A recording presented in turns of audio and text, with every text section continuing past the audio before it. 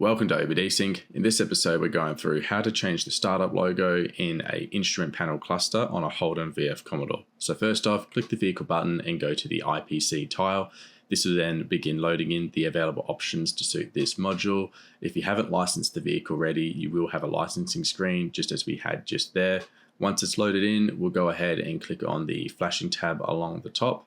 Since this operation is a flash-based change, we'll click on the Configurable Options tab.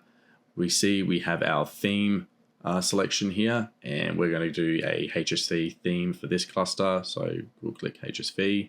Make sure you have a battery charger fitted. This is absolutely mandatory to do that. Click right. We'll have another pop-up indicating you must have that charger fitted. Must have your ignition on as well, so it should be showing green on the push starts. And then we'll go ahead and click OK when we're ready.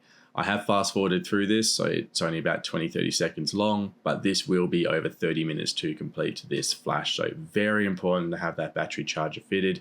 If you're in a garage or outside and it's dark, make sure that your lights are off. Again, ignition has to be on, so you should be seeing that green button on the push start, and just leave it and don't touch it and let it do its thing. After that, we get a pop-up saying it's okay, and that theme is all done. Thanks for watching. Make sure to like and subscribe. Otherwise, we'll see you next time.